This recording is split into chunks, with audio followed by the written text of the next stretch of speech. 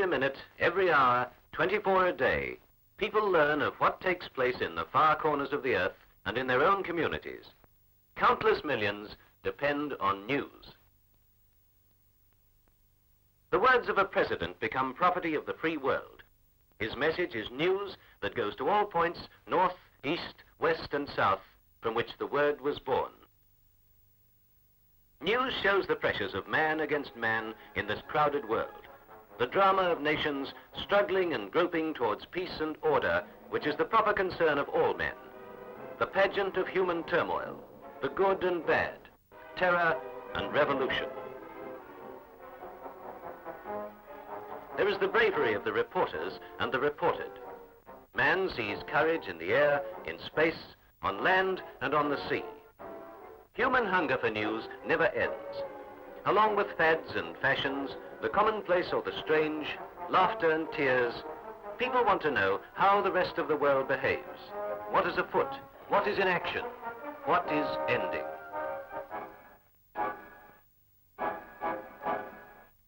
Behind news is a fascinating world within a world, the modern newspaper office. A small cosmos of arts, science, commerce, industry that produces a daily miracle. Heads bend low in the reporter's room, typewriters clack, voices are casual, but under it all the sense of urgency is never absent, as these wizards of the written word deal with events of the unfolding hours. Some are specialists who know the land and the men who husband it. Though not easy, the work is varied. A mine today, a court tomorrow, politics, foreign affairs, a flower show, all must be covered. Liners, tramps, cargo ships and men of war, tugs, yachts and fishing boats, wharves and waterfront, and many things beside fall to the lot of the shipping reporter. It may be what has happened on a lonely lighthouse, or tidings of things to come from a union official. Accuracy is the bright star of information. In a newspaper's reference library, there are thousands of indexed cuttings and photographs. Here is to be found an account of a king, the fate of a bushranger, the progress of a state from its stirrings to present time. Each day brings afresh its quota to add to what's been amassed in over 100 years. Some news is foreseen, but most of it breaks unexpectedly. The chief of staff is never far from a phone or the paper's own radio system, for news waits for no man. When the unexpected occurs, there's no time to lose.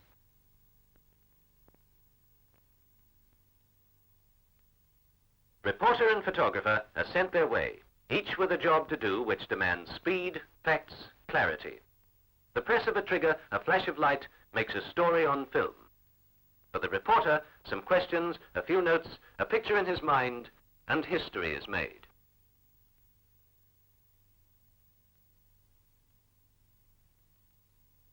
Then there's the man who must know whether the event is worth it, for some are not. For him, the hourglass speeds, but a quick decision born of a life with news, and the reporter is on his way to shape the order of his facts.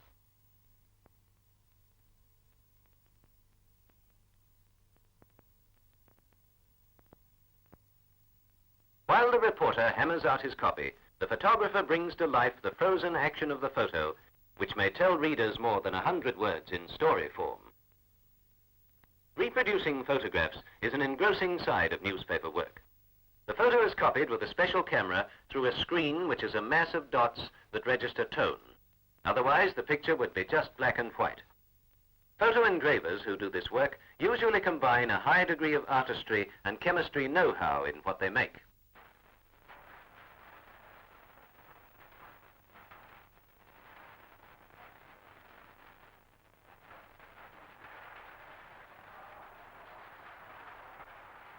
With powerful arc lamps, the negative is exposed onto a sheet of sensitized zinc. To do this, it's held in a vacuum frame.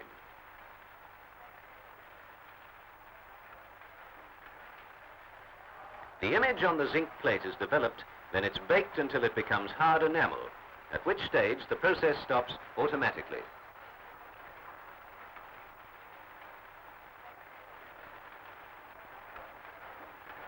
Etching with strong acid comes next. Where there's no enamel on the surface, the metal is eaten away until there's only a mass of tiny hollows of varying depths. In the smoother parts, the ink impressions are heavier.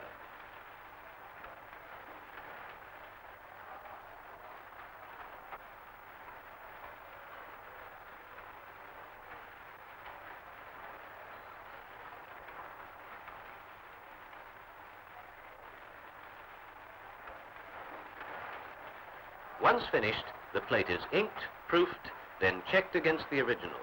If there are no flaws, it's ready to go into the newspaper.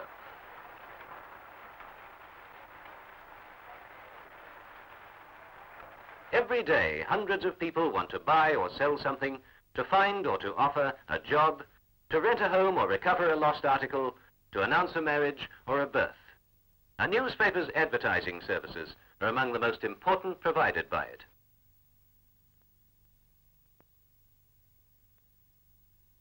And it all takes money.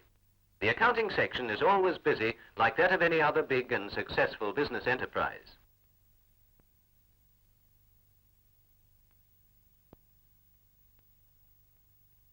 There's a staff of artists, too, some for advertising, others for the news side. On them depends much of the attractiveness of the paper and its advertisements, large and small.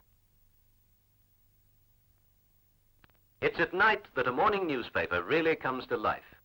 News pours in from the web of the world, by phone, teleprinter, telegraph, and from reporters in city and country. The teleprinter receives and sends impulses which it converts to typed words sent from great distances. News tapped out in London or Rome may operate dozens of machines in Australian offices.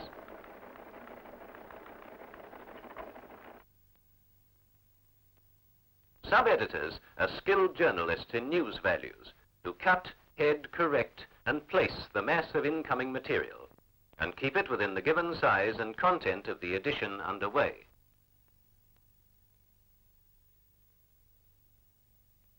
Their work requires close concentration at some pace. For every 15 to 20 minutes, a new page is made to keep production flowing. Each item is checked, its type marked, and its heading prepared.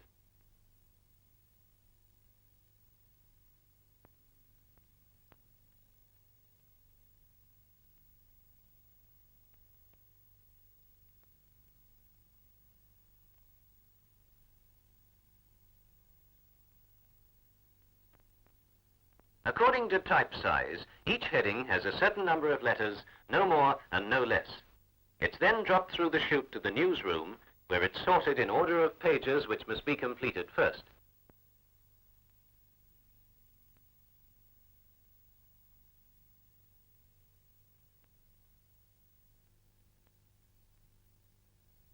Once, every letter had to be picked and put together by hand. Now, the great labor and time-saving machine, the linotype, as its name implies, produces a complete line of type. The larger the newspaper, the more machines it has.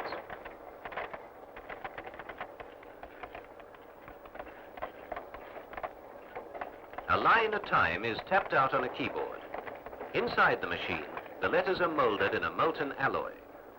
Of the thousands of lines in a daily newspaper, each is prepared this way. 10 to the inch, 20 inches to a column, 9 columns to a page.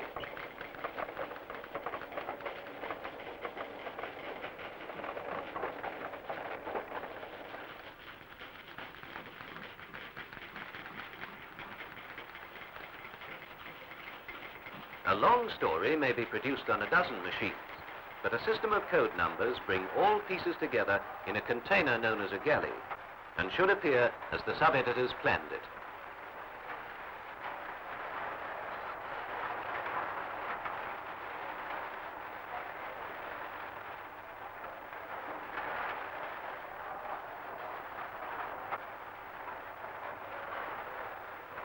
The type is then placed in metal frames called forms, the exact size of the paper's page. In this form, the page is constructed as the sub-editor drafted, with pencil and paper. The craftsmen who do this work are called stone hands, because the earliest printers worked on stone blocks. They read type as easily as a citizen reads the paper.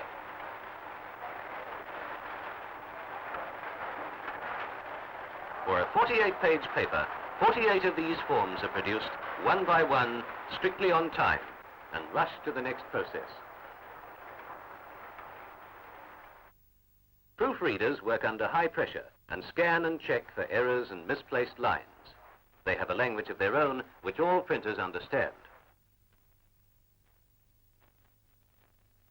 From the pages of type shown, an impression is made on a compressed paper material known as the matrix, which in turn becomes a mold for casting curved plates.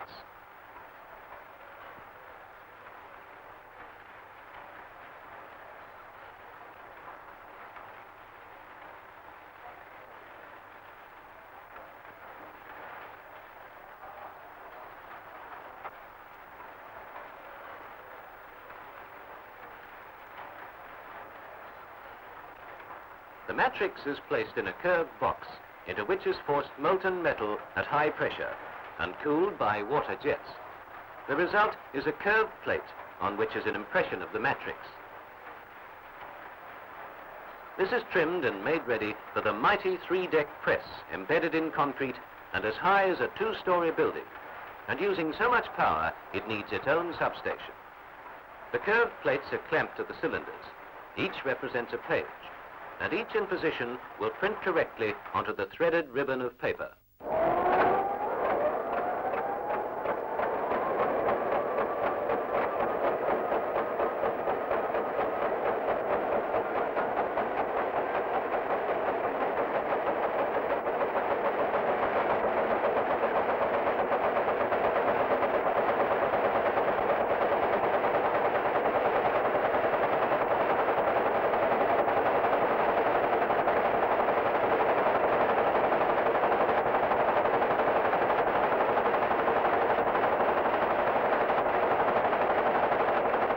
Newsmen never tire of its fascination or of its great voice, which for them heralds the climax of hours of tiring work.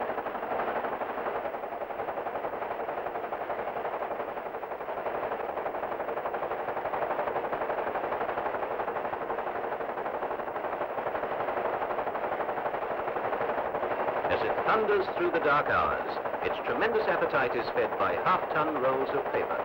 As one is engulfed, its end is automatically pasted to the start of the next.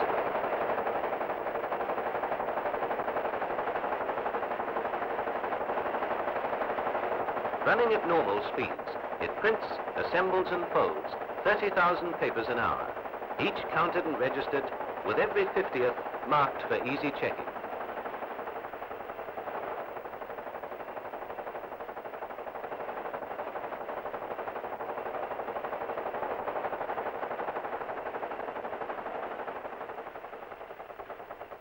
For the newsman, the day is finishing. For others, it's just beginning. Readers want their papers early, so they're sorted, counted, bundled, and sent by road, air and rail to scores of distribution points. Some are wrapped for posting, some dropped round the corner.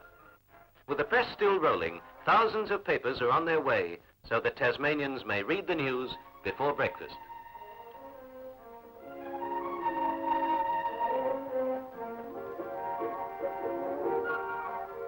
Hours of titanic energy are over, but soon to begin again. The uniquely unique task of performing a daily miracle. The production of an entirely new article, all within a few hours. Your daily newspaper.